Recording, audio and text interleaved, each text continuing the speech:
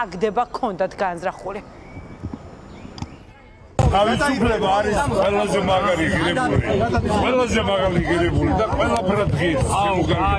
პირველ რიგში მინდა ბიჭებს, რომლებიც იქ არიან, თქვენ ძალიან მიყვარხარ. ვიცოდეთ, რომ ეს გვერდში ვარ, ჩემო კარგებო. დიდი მადლობა. ბიჭებო, დიდი მადლობა, რომ თქვენ ეს გადაწყვეტილება მიიღეთ. მე უბრალოდ ცოტა მოხუცი ვარ და ვერ გავუძერე.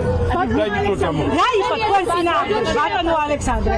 აი თქვენ აღიქვავდით თავს დამნაშავე და მტკიცებულებები რა იდო თქვენ წინააღმდეგ საქმეში? რა ვიცი, ბევრი რაღაცა იყო საქმეში, მაგრამ გააჩნია რა იყო. აი ჯგუფის ძალადობაში მონაწილე იყავით? რა იყო მართალი და რა იყო თქვენი ეგა საკითხი. დამოუკიდებლობა.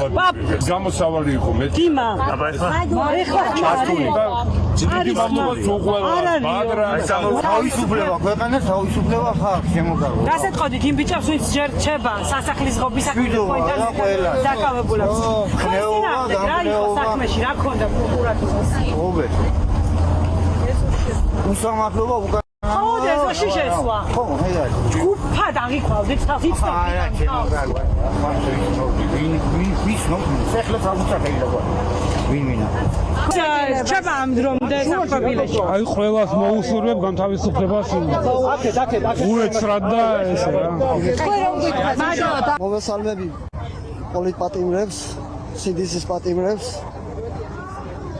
უდანაშაულო პატიმრებს. რა შეეხება ჩემსა და ჩვენს თემას, აროჩეს. ეს ყველა ცივილიზებულმა სახელმწიფო გვიყურებს და იცის რა ხდება და რა არ ხდება, აროჩა.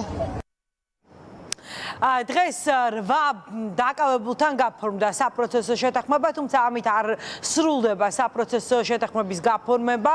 ამავე საქმეზე კიდევ დაახლოებით 20-მდე ბრალდებული დატოვებს პენიტენციურ დაწესებულებას. მიმდინარე კვირის ბოლომდე სავარაუდოდ ჩატარდება კიდევ 2 პროცესი მინიმუმ და ნაწილი დაკავებულების გათავისუფლდება პირდაპირ სხდომათა დარბაზიდან. თუმცა პროკურატურა ამბობს, რომ ეს ყველაფერი არ არის ჯერ კიდევ მათ ვისაც არ მიუმართიათ საპროცესო შეთანხმების თხოვნით პროკურატურისთვის, ვიდრე საბოლოო გადაწყვეტილება გაცხადება მოსამართლის მხრიდან, აქვთ შანსი ისარგებლონ შესაძლებლობით. ვაბრალდებულმა აღიარა ჩადენილი დანაშაული, მოინანიეს, მოგმართეს განცხადებით და როგორც მათ დაუპირდით, ჩვენ შორის გაფორმდა საპროცესო შეთანხმება.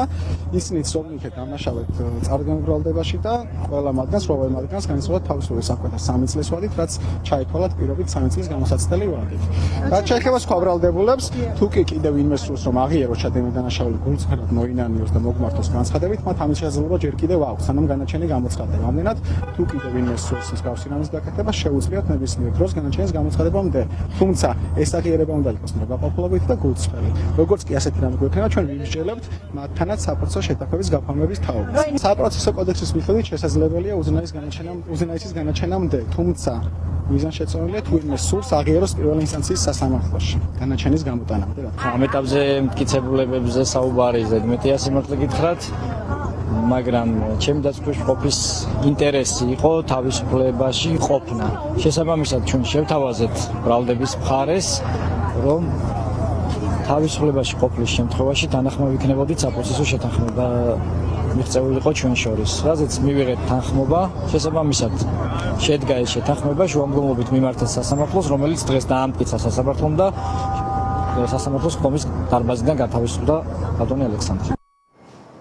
სასახლის ღობის საქმე 5 ეპიზოდად იყო დაყოფილი, 4 ეპიზოდთან დაკავშირებით ჯერჯერობით მოსამართლეებს არ აქვს საბოლოო გადაწყვეტილება მიღებული, მხოლოდ 1 ეპიზოდზე არის საბოლოო ვერდიქტი გამოცხადებული. ამ ეპიზოდზე ბრალდებულები იყვნენ სასახლის ღობის საქმეზე 4 ოქტომბრის დიდი შეკრების ორგანიზატორები და აქციის 4 მონაწილე, როგორც პროკურატურისგან ვიგებთ, ჯავრდებულებს უკვე აქვთ შესაძლებლობა მიმართონ საპროცესო შეთანხმებასთან დაკავშირებით უზენაესის სასამართლოს გადაწყვეტილებამდე ყველა ეტაპზე ფორმდება საპროცესო შეთანხმება, როგორც პროკურატურა ამბობს, ამიტომ იმ აქციის 4 მონაწილეს, ვისთან დაკავშირებითაც სასამართლომ 5-წლიანი სასჯელი გამოაცხადა, თუ აქვთ სურვილი საპროცესო შეთანხმების გაფორმების, მათ აქვთ შესაძლებლობა მიმართონ პროკურატურას და სთხოვონ აღიარების სანაცვლოდ საპროცესო შეთანხმება.